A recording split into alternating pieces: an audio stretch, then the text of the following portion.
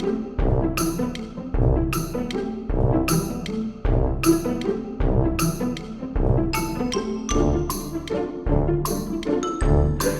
I'm Shawn Douglass, an actor and director in Chicago, Illinois, and also a member of the theater department faculty at Northwestern University. And this is An Actor's Arc. In this episode, I have the privilege of talking to James Vincent Meredith, a wonderful theater and television actor, long based out of Chicago. James is also an ensemble member of the Steppenwolf Theater.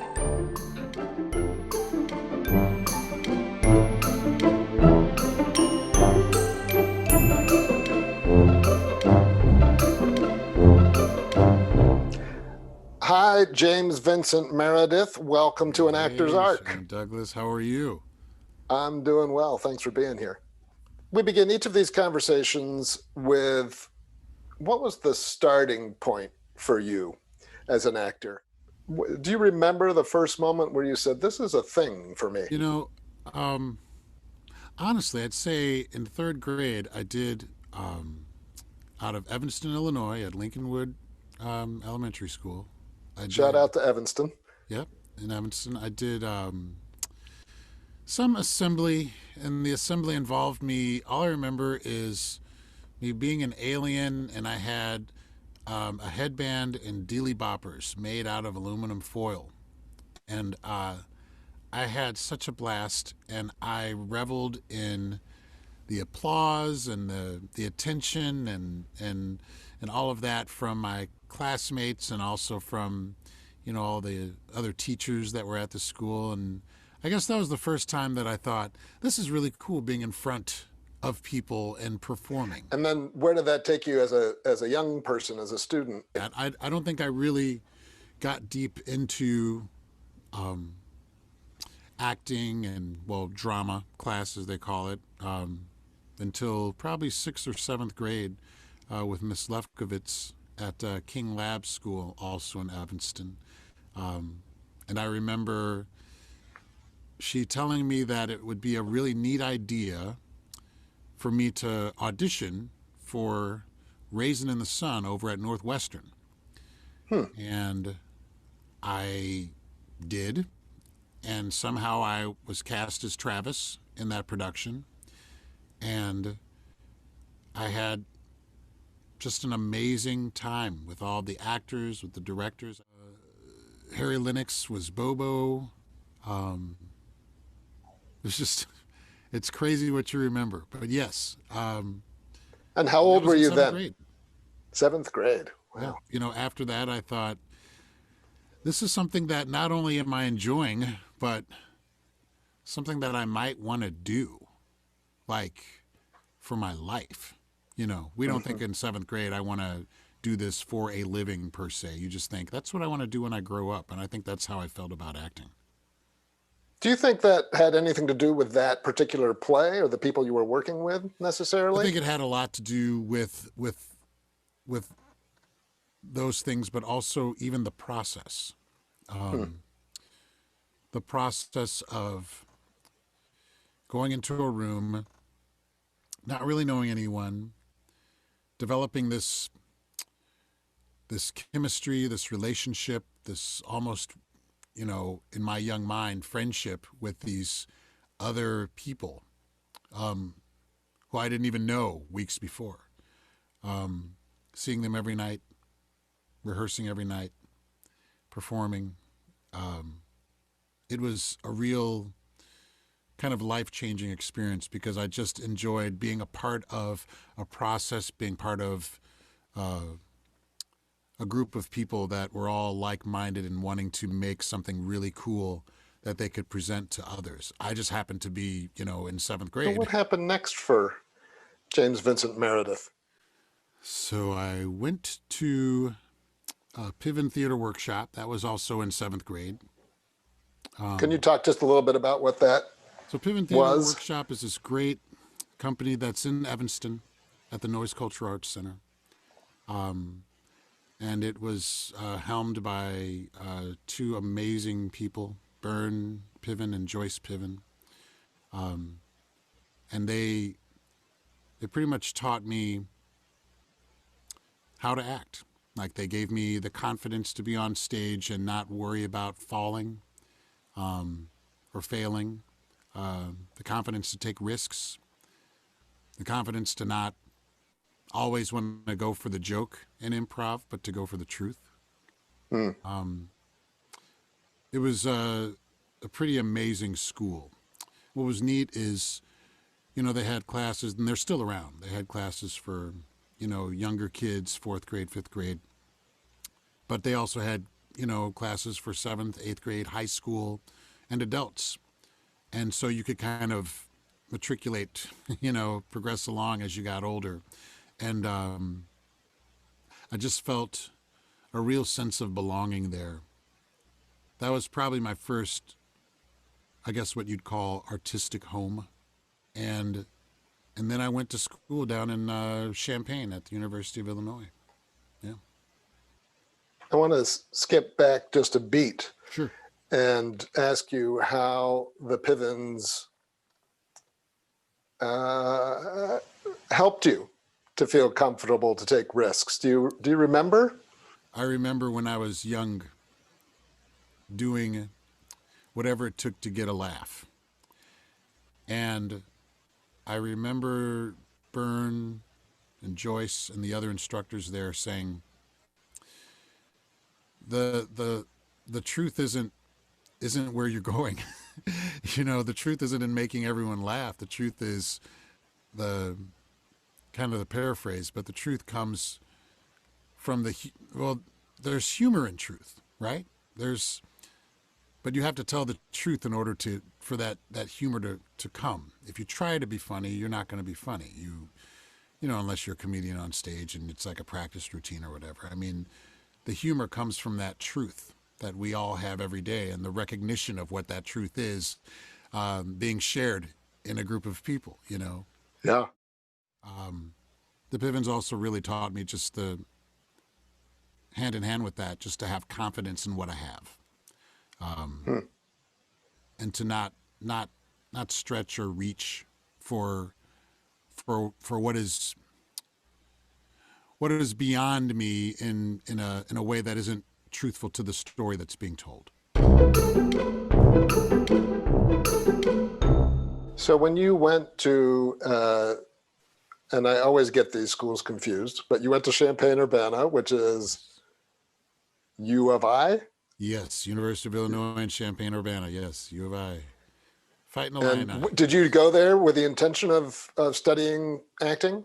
I went there with the intention of kind of doing acting in the margins, but actually majoring in English.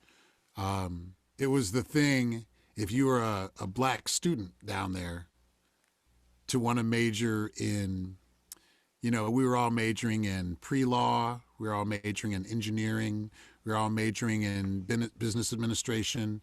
And so we kind of, we didn't really do there weren't a lot of like acting majors back then. So, if we did that, it was something that we did kind of to the side, because most of us, like, we were all about trying to get the education that would allow us to be successful, in the world. And back then, if you were a black student in college, you would watch Cosby Show, A Different World, and in between you'd be studying your pre-law, business, engineering, all of that. And so I majored in English, and I, with a specialty, I guess, in pre-law.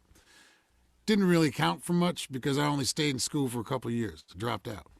And I think part of that is because my heart was not in those things. It was in the theater. And I found myself doing a lot more theater at small kind of community theaters like Station Theater, which is down in Champaign. There's a theater called the Armory Theater that was down there as well. And I found myself doing a lot of acting. Instead of in the margins, it kind of became my main thing down there. And so I was down there. I dropped out in 91. I stayed down until 94. And that's when I came to Chicago. And how did you get involved in those community theaters or semi-professional theaters that were outside the university? I was kind of always on the margins in that respect because, if you majored in theater, you had the Cranert Center down there, which is just a lovely performing arts center. Um, but if you weren't majoring in that, you found other ways to kind of scratch that itch.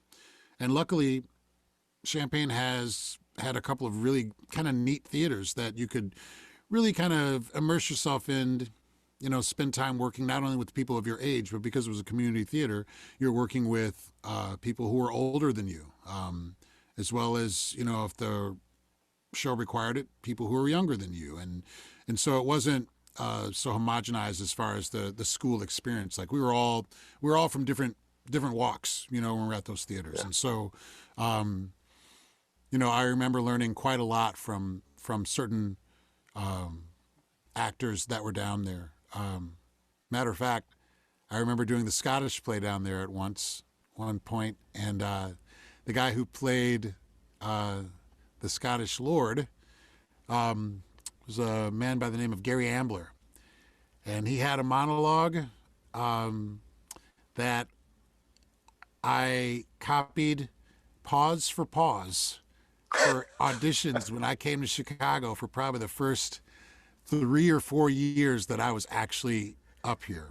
Um, and he was a guy who I normally wouldn't have acted with. He was an older fellow who lived in that community, and he was just very good. He was really good. And so I That's remember learning a fantastic. lot from a lot of the older actors, at places like Station Theater.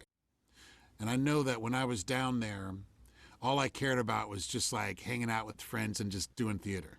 And it didn't, and some of the theater wasn't so good, Hmm.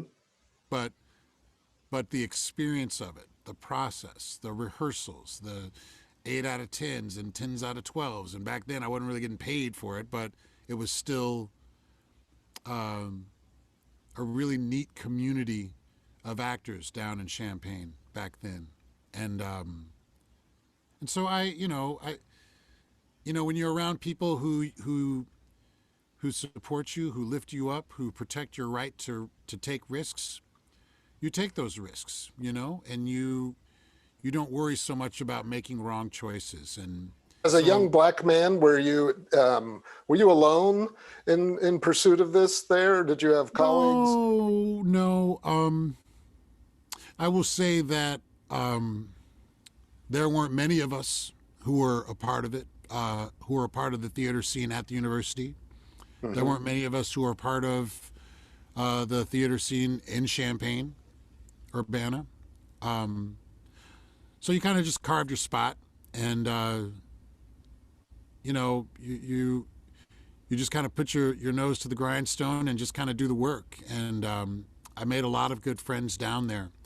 But a lot of the times when I was doing shows that had a lot of my people who looked like me, most Hmm. of them were, Black Student Association or Black Student Union shows that were like, you know, people that we all hung out, we did shows, but a lot of the people I was doing shows with weren't really trying to do this for a living. They were just doing it Sure. because, it was a fun thing to do, but there really weren't many of us.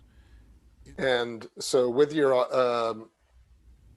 I'll say it, Macbeth audition in hand, you came Sure. northward to Chicago. Sure. And what was that like, deciding to move to a much bigger market and tackling that? I was excited. I was scared. I was nervous. I didn't know a lot about the scene in Chicago. I remember sitting in a coffee shop. I think it was called Urbis Orbis. I remember sitting there in there, and back then I was deep into my journal. I was a journal writer. That was my thing.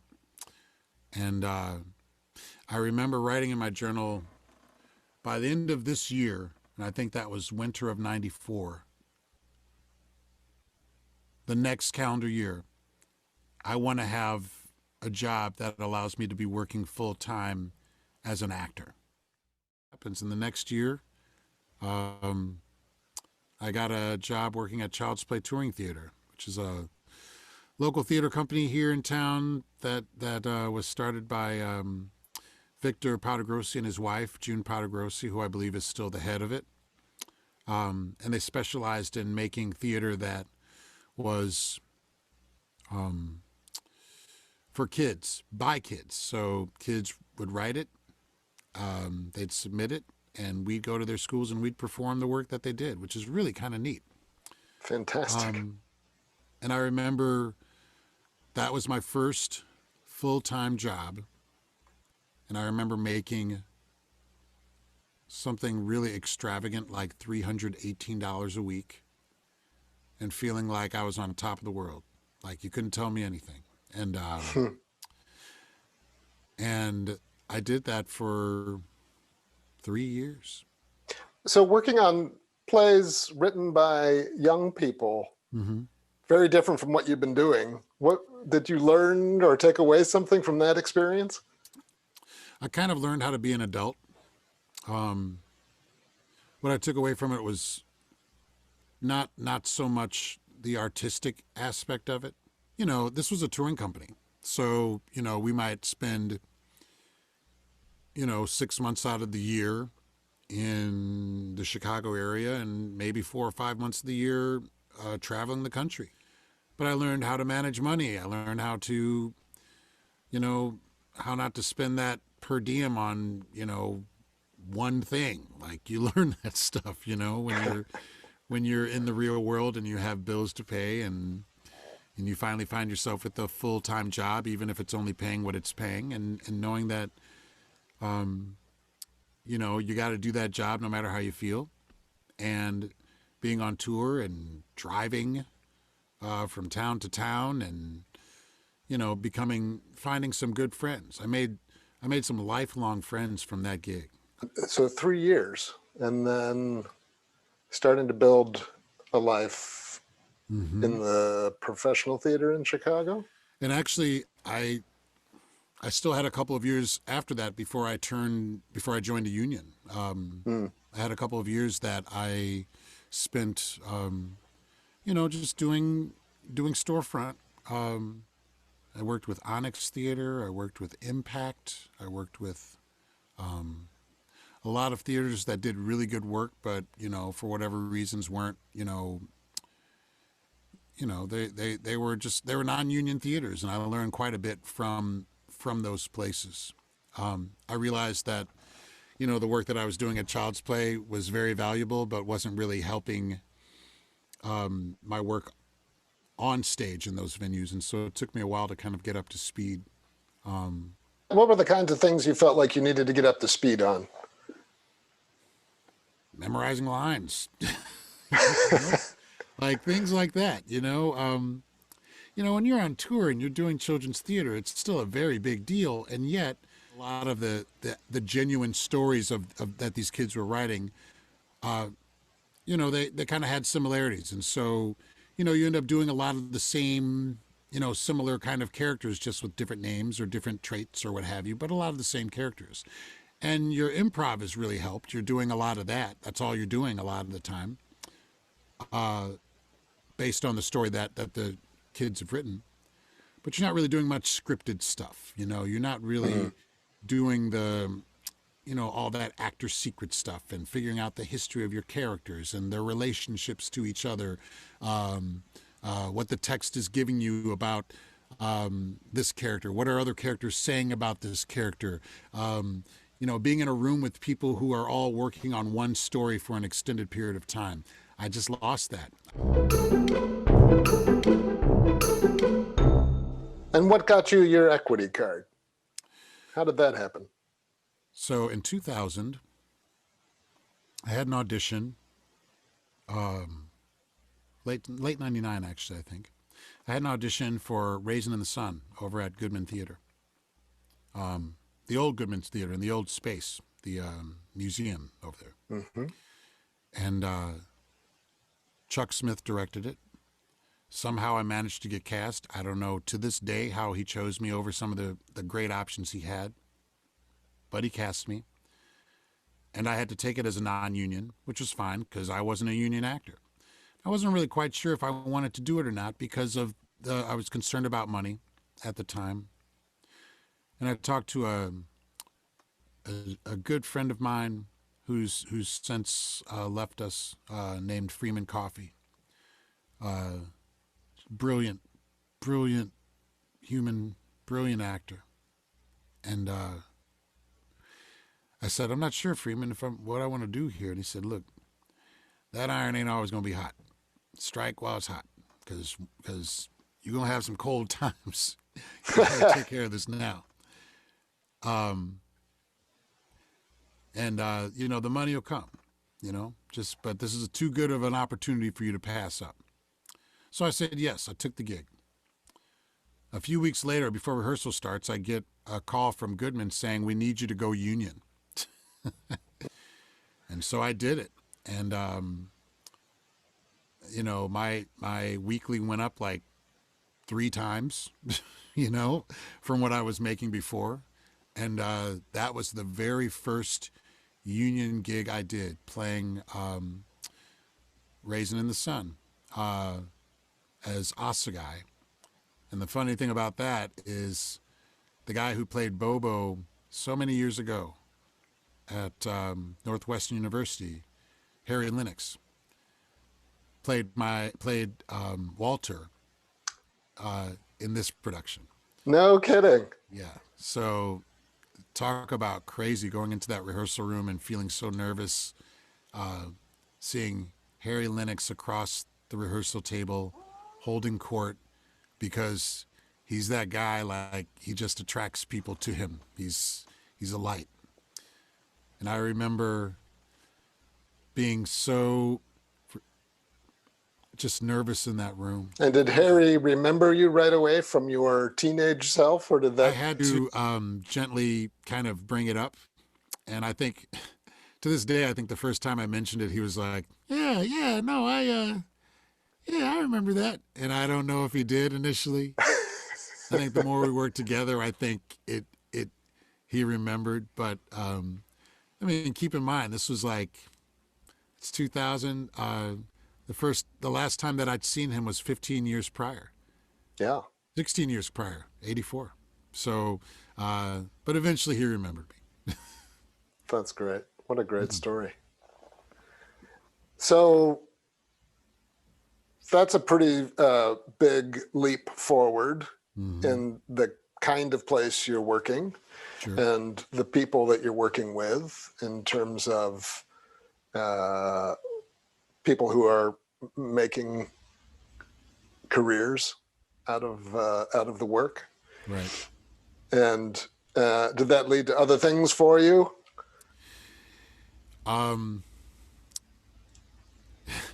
It led to a lot of tier-in work. Just to explain that's a Chicago area theater contract. Chicago area theater contract is what most theaters in Chicago work under. And, you've got, as your tier number gets higher, tier 1, tier 2, tier 3, cat tier 5, cat tier 6, you make more money. Well, the one that you don't make a lot of money at is tier in, and that's the lowest one. I remember doing a show under a tier in contract. And the good thing about it is you were getting weeks. Like, you needed weeks. You need to gain a certain amount of weeks of employment in order to maintain benefits like health insurance, which is a pretty big benefit. The one good thing about tier in, I believe, or tier 1, maybe one of them didn't come with insurance. Whatever the contract was, it still allowed me to have to bank the weeks. So even if I wasn't making a lot of money, I was able to bank the weeks, which would allow me to stay insured. And I wasn't making a lot of money. So you go from eating really good in the neighborhood at Goodman to ramen noodles at tier in, taking home $107 a week. At the same time, I was engaged and about to get married. And I'm sure that my wife, Kathy, was probably like, yeah, how much are you getting paid for this show? and I'm going to spend the rest of my life with you. Um, and so that was a tough period. That 2000 to 2002 time, because when you join the union, you think you're going to make, a reasonable income. Certainly, if your first union gig was the Goodman, you think, oh well, this is what it's all about, and then you realize, no, this isn't. This is. I was doing very well out of the box, and it took me a while to get another one of those contracts. What were you doing to support yourself and to buy those ramen noodles? I would say the most glamorous job I had at the time was a runner for Jam Productions. Um, they put on a lot of concerts and neighborhood festivals and all that stuff around Chicago. And I got to meet a lot of people. I met Harry Connick. I met, Hall and Oates. I met, Kenny And Loggins. what does a runner do? A runner basically does whatever the artists need them to do. As your wife was wondering about your economic future, or your fiance at the time was wondering about that, and I'm sure you were too.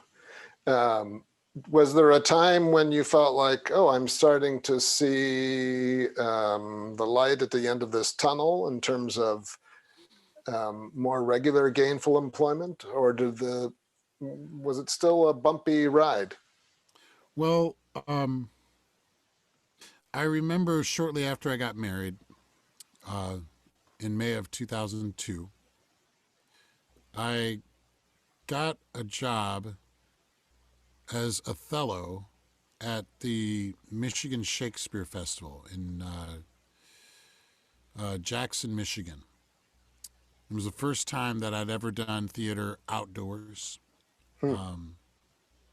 It's the first time that I'd left town for a gig. Um, and and I remember thinking, if these guys want me, there has to be something kind of redeemable about what I'm doing on stage. And maybe I should try to amp this up a little bit and try to not be so, I'm not going to say that I was cavalier about it or casual about it, but I don't think I was putting in the time that perhaps I really should for something that I want to do for a living, you know?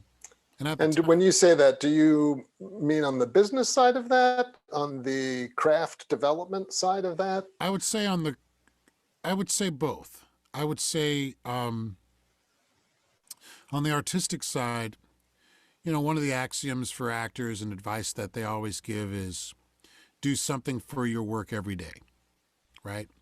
Whether that's going over a monologue, spending 15 minutes writing about whatever, um, making sure your audition setup is good to go, reading a play or two, going to see a show.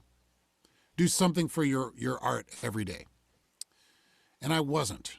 I really wasn't. But once I went to Michigan and I did that show, and I'd just gotten married also, I said, well, what do I want? What do I want my life to look like? Mm-hmm. I didn't really know that process and what the steps that I needed to take in order to make a career out of this, you know.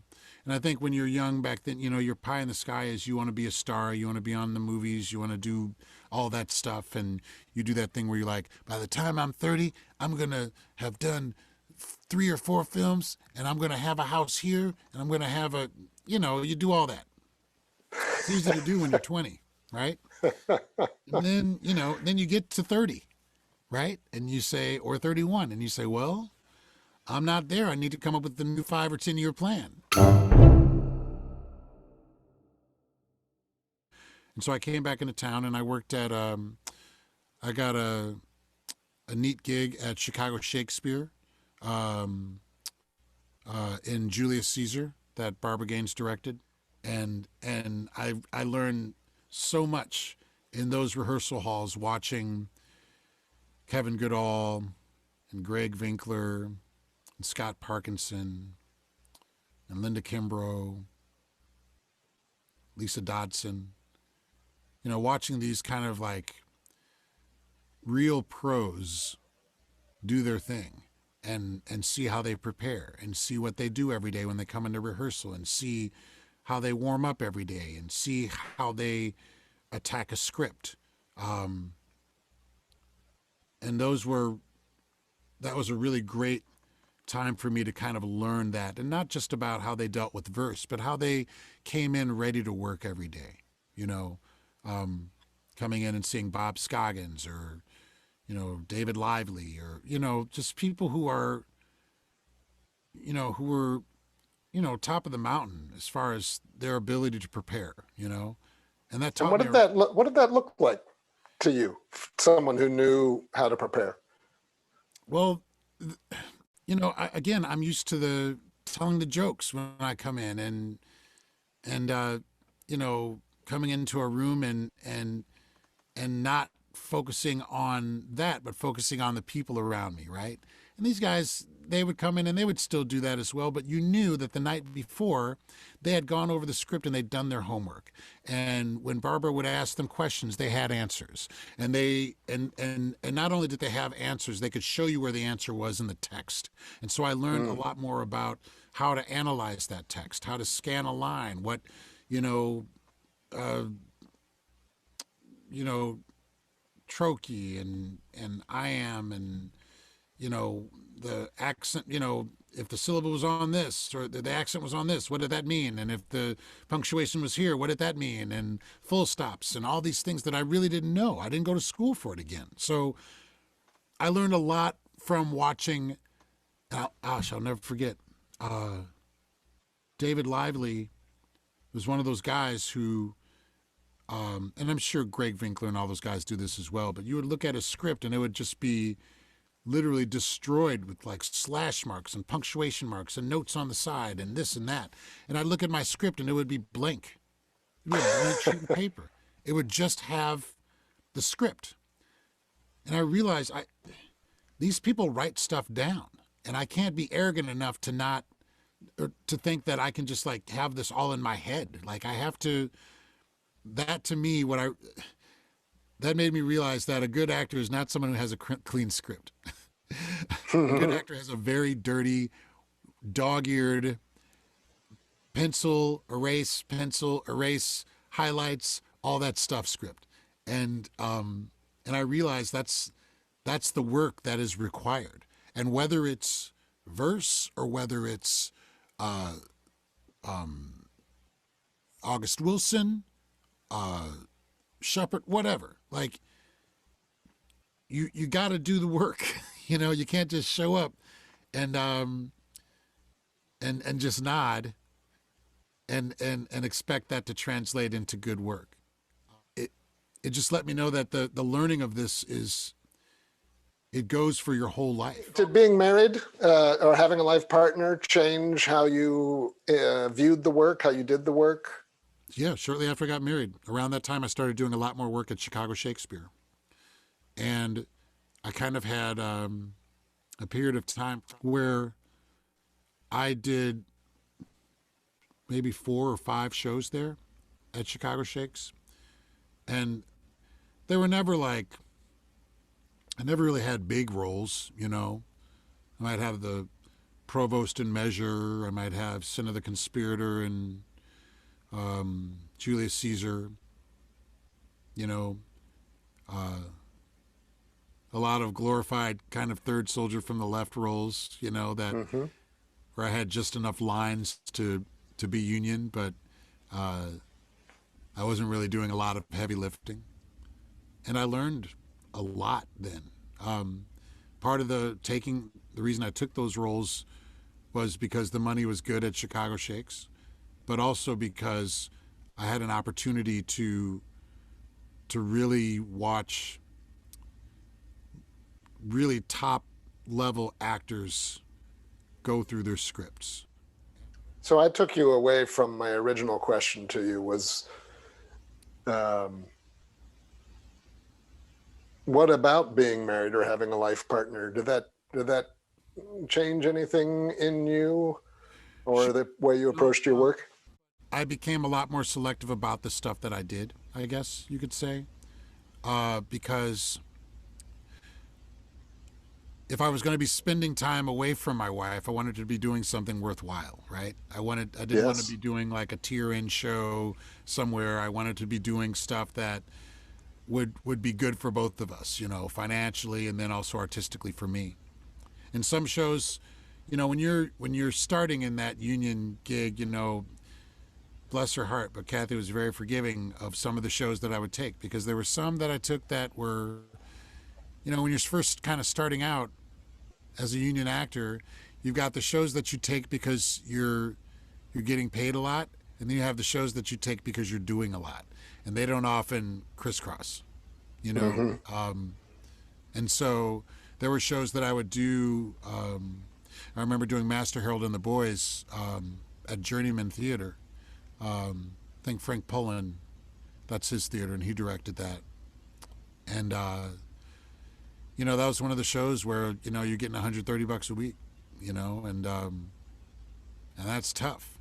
But when you're playing Sam in Master Harold and the Boys, like, you don't get too many opportunities to do that, and so you jump at it, and you beg forgiveness from your wife, and you do the gig, and then the next one you do, you try to do it at Chicago Shake so you can make a bit more money. If you have to play third soldier from the left, that's okay, because I just played an amazing role, at Journeyman, and I remember doing Othello at Journeyman as well, and I got my most, I got a lot of artistic joy from the shows that I got paid the least in. Now, I still got a lot of artistic fulfillment from the other shows that I got paid more in, but I wasn't really doing as much. In the years that followed, what was a great challenge that you were asked to meet in a show? Was there something that you was there a production or a role that was a mountain you didn't know if you could climb?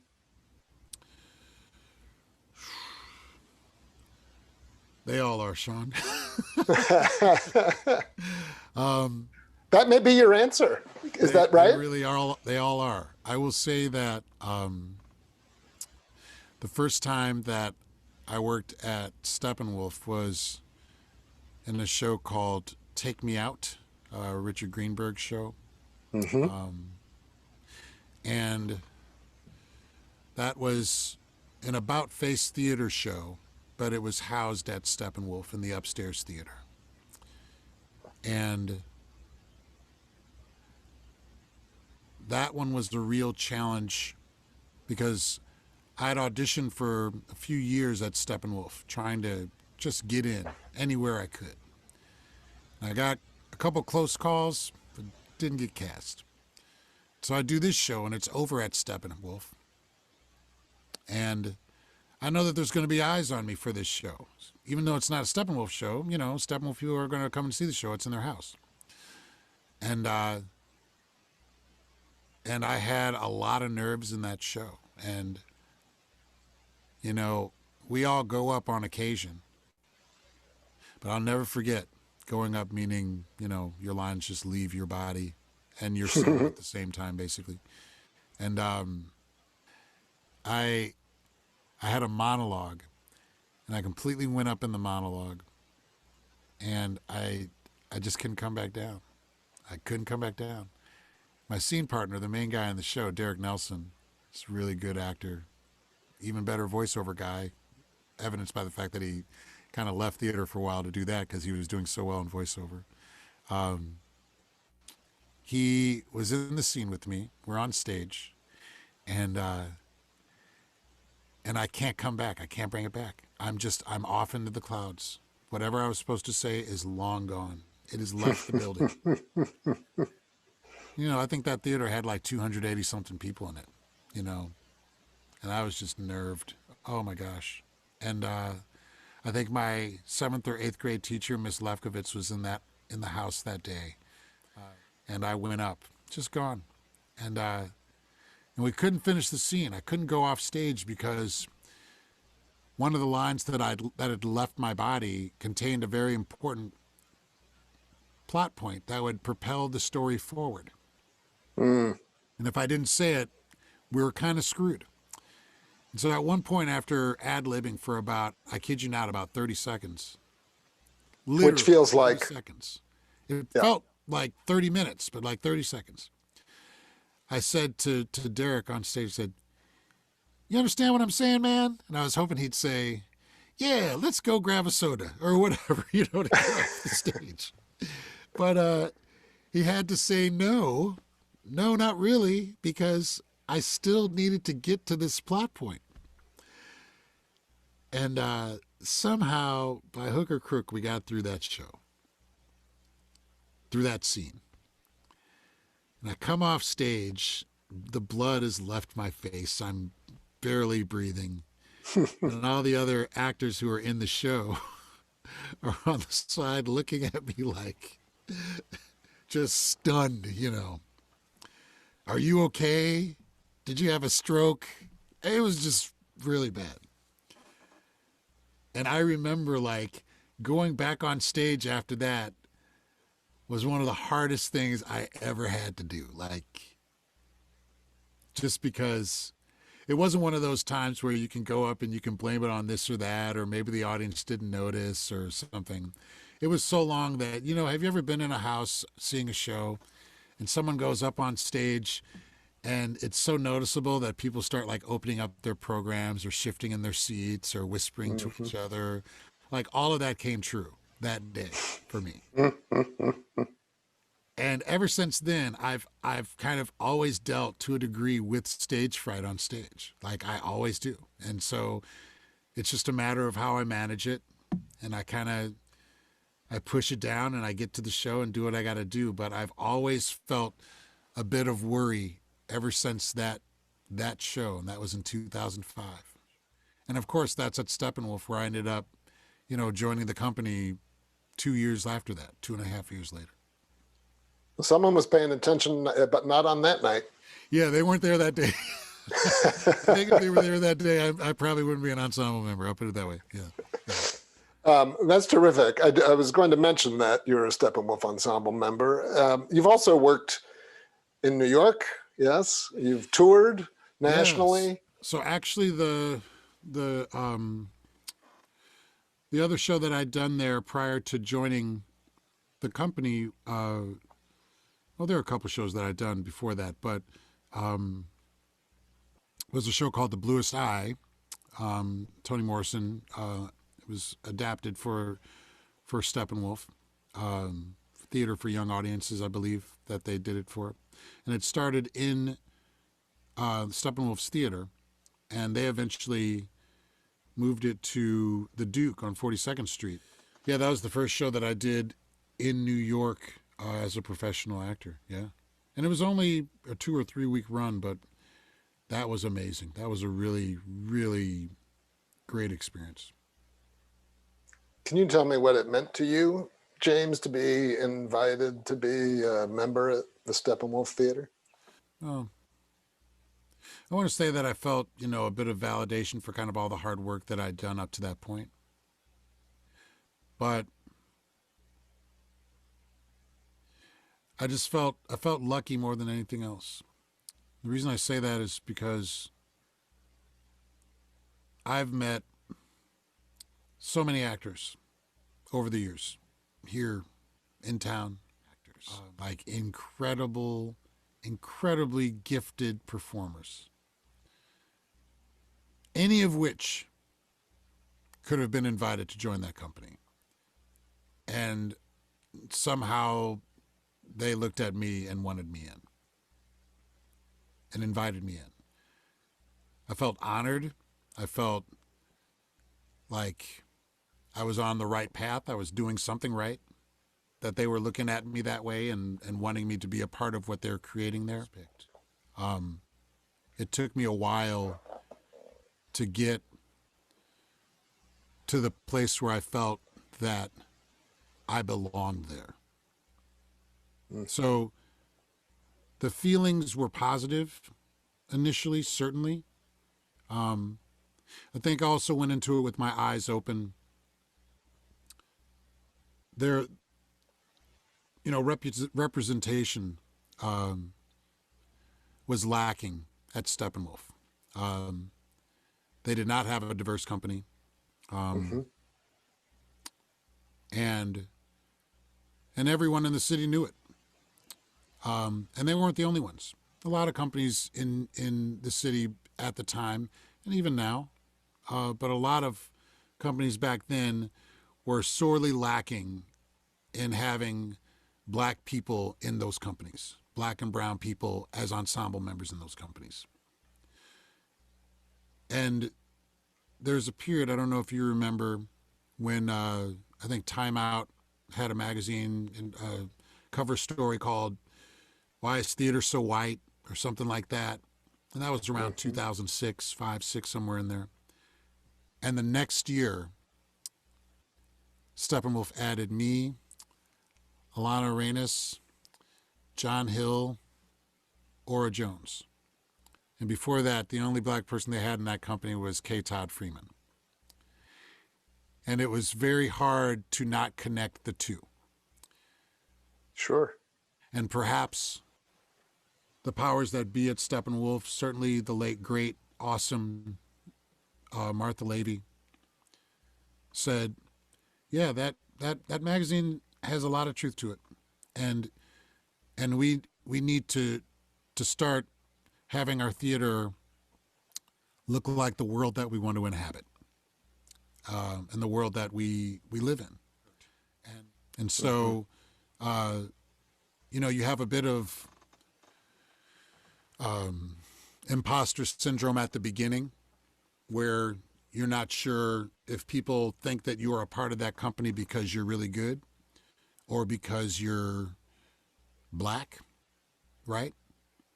And so I spent a couple years kind of in my head about that, and just saying I just gotta keep my nose to the grindstone and just do the best work that I can do, and hopefully people will realize that I'm here because of my talent. One of your favorites from your time at Steppenwolf as an ensemble member?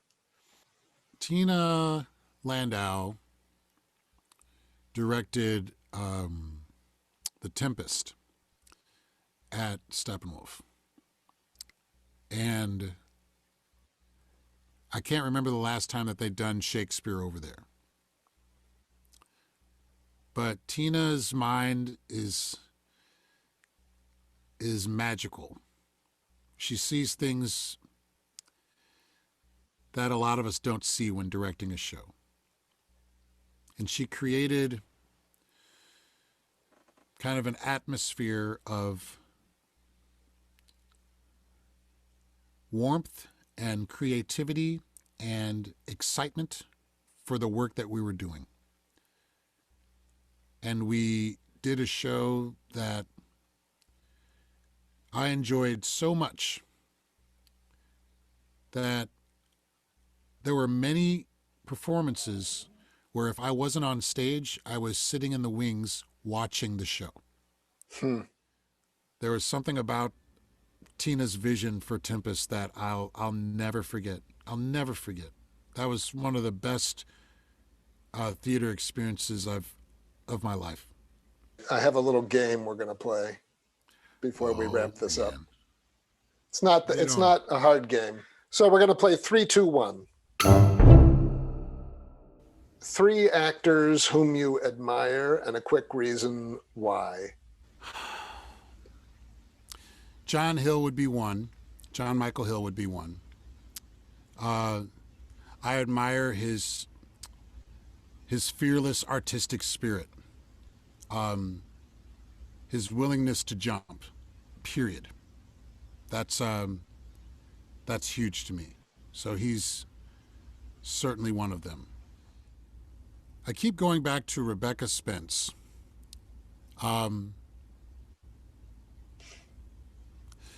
Because of her ability to be so present,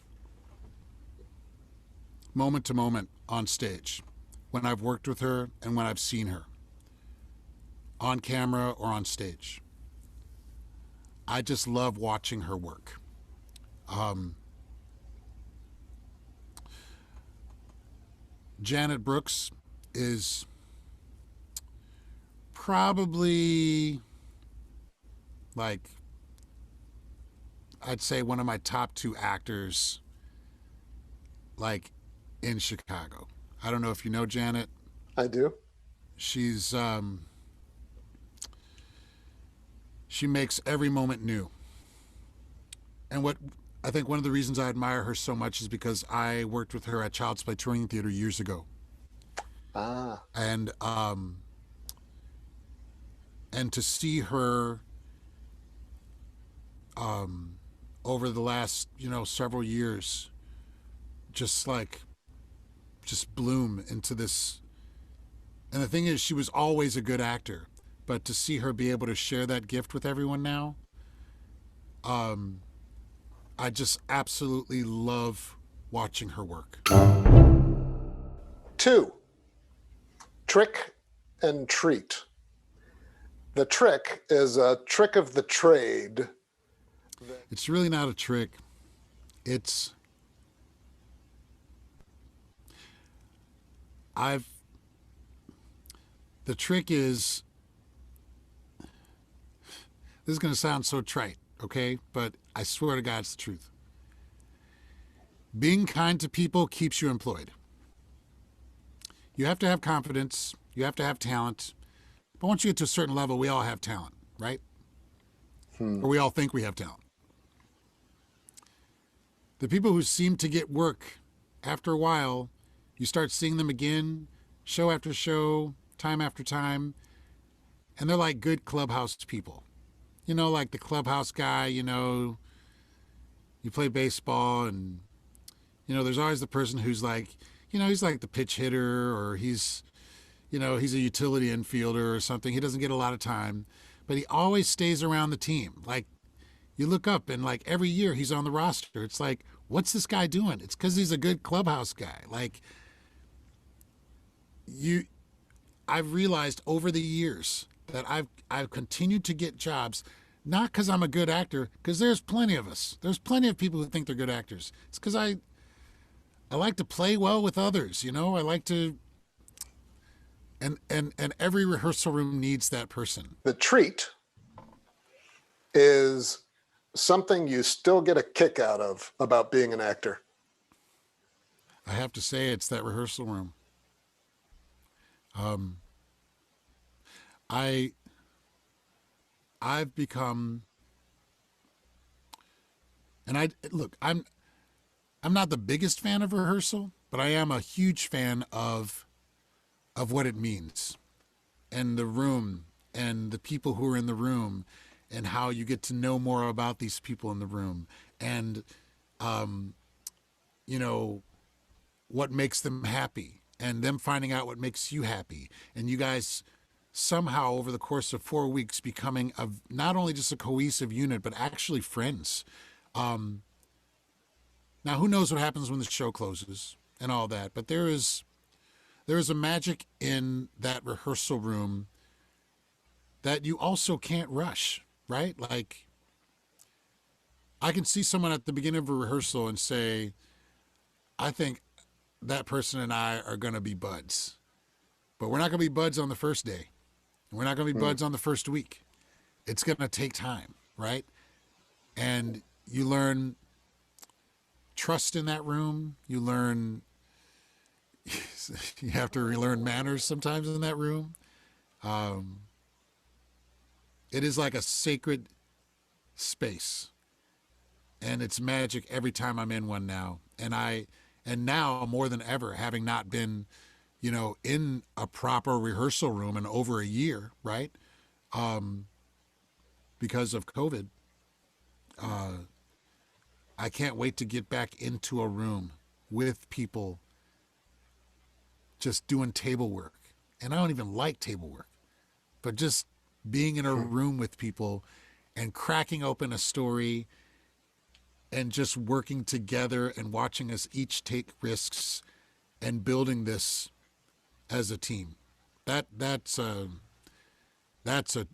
treat, and a treat that I miss. I can't wait to be in one of those rooms again. I love that that also echoes your very first experience, Yeah, uh, or your experience at Northwestern and what you yeah, experienced it there. really does. Yeah. Um, one one thing that you still want to get better at, or achieve, or look forward to doing in the work. I'm always in search of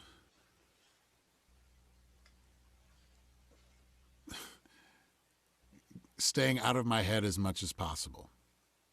Whether it's in front of a camera, whether it's on stage, any type of performing.